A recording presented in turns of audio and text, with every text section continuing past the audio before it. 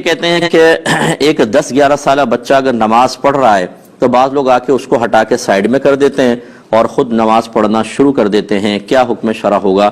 کیا بچے کی نماز رہے گی یا ٹوٹ جائے گی؟ لیکن پہلی بات تو یہ کہ اگر بچے کے 3 قدم انہوں نے چلوا دیے، ہٹایا بچے نے 1 2 3 قدم، تو بچے کی نماز ٹوٹ گئی. اسے دوبارہ نماز یعنی نیت دوبارہ باندھنی ہوگی. یہ تو ٹوٹنے کا مسئلہ ہو گیا. آپ ذرا جو جتنے ہمارے بزرگان دین سن رہے ہیں وہ ذرا سماعت فرمائیں.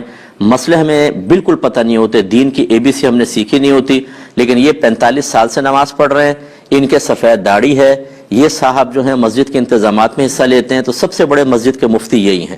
یہ جو کریں گے وہ صحیح کریں گے. اب اچھی طرح سمجھ لیں کہ شرعی مسئلہ کیا ہے. یہ یاد رکھیں کہ جو نیت کا اہل ہو، جس کو شریعت نے جس کی نیت کو ویلڈ مانا ہے، وہ مسلمانوں میں 7 سال کا بچہ ہوتا ہے. یعنی جب وہ 8ویں سال میں لگ جائے تو وہ باقاعدہ نیت کا اہل کہلاتا ہے. اس سے چھوٹا بچہ جو ہوتا ہے اگر نماز کی نیت باندھ بھی لے تو اس کی نماز نہیں کہلاتی، کیونکہ وہ نیت کا اہل نہیں ہے. ہاں اگر سمجھدار بچہ ہے 6-6.5 سال کا مثلا اور بڑا بھی لگتا ہے تو ٹھیک ہے، اس کا بھی اعتبار کرنا چاہیے، لیکن عمومی طور پہ نیت کا اہل 7 سال کا بچہ ہوتا ہے، اسی لیے اس کو سمجھدار بچہ کہتے ہیں. یہ اعلیٰ حضرت امام علیہ سنت دیگر اکابرین نے فرمایا کہ اگر تو بچے جماعت کے ہونے سے پہلے ہی 2-4 جمع ہیں تو ترتیب یہ ہوگی کہ پہلے بڑے ہوں گے پھر بچے پیچھے کھڑے ہوں گے. لیکن اگر ایسا نہیں ہے، 7 سال سے بڑی عمر کا بچہ اور وہ صف کے بیچ میں کھڑا ہو گیا، کہیں پر بھی کھڑا ہو گیا، تو چونکہ وہ نیت کا اہل ہے، اور جو نیت کا اہل ہوتا ہے وہ جماعت میں مکمل طور پر شامل ہونے کی صلاحیت رکھتا ہے، اور اس سے قطع صف نہیں ہوگی. قطع صف اس سے ہوتی ہے، صف کٹتی اس سے ہے جو نیت کا اہل نہیں ہوتا.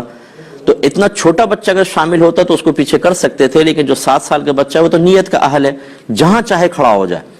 اب یہ صاحب آ کے اس کو پیچھے کرنا شروع کر دیتے ہیں. کیوں کر رہے ہیں آپ یہ بتائیے؟ کہاں سے آپ نے شرعی مسئلہ سنا کہ 7 سال کا بچہ کو بھی آپ پیچھے کریں گے؟ اور بعض تو اس سے بڑھ کر ایک نادانی کو ثبوت دیتے ہیں.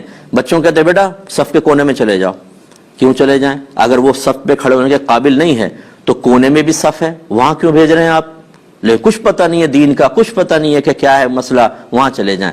تو اب 10-11 سال کا بچہ تو یہ بہت بڑی عمر کا بچہ ہوتا ہے، کہاں 7 سال کہاں 10-11 سال کا بچہ. اسے پیچھے کرنے والا گناہ کبیرہ کا مرتکب ہے، شدید گناہ کبیرہ.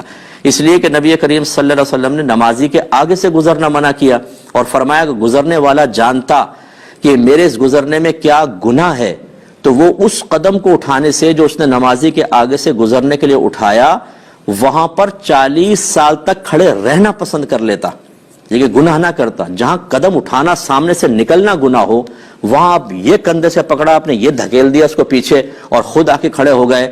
یہ اتنا بڑا حرام اور گناہ کبیرہ جو آپ کر رہے ہیں، اس کے کوئی آخرت میں وبال نہیں ہے.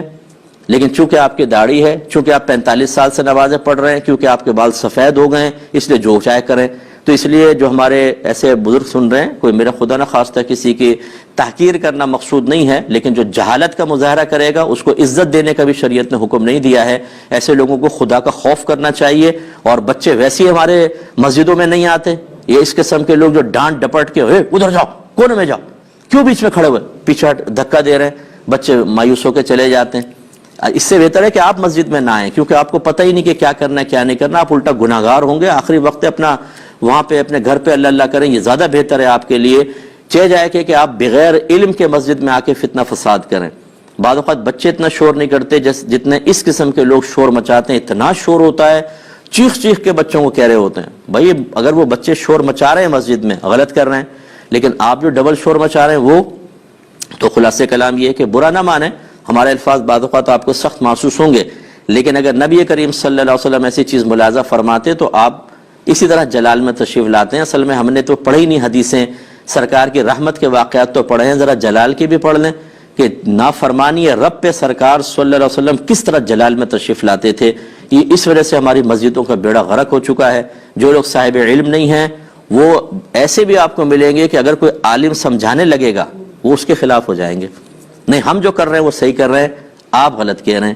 صرف اپنی ایگو، انا، صرف اپنا وہ پن، بڑا پن، اور یہ سوچنا کہ اگر میں ان کی مان لوں گا تو پوری مسجد کہے گی آپ کو تو پتہ نہیں تھا. اس آپ نے آپ کو جھوٹی عزت کے دائرے میں لانے کے لیے اور جھوٹی حقیقی ذلت سے بچانے کے لیے اس طرح کے معاملات. تو بہرحال ایسے بچوں کو بالکل نہ روکا جائے.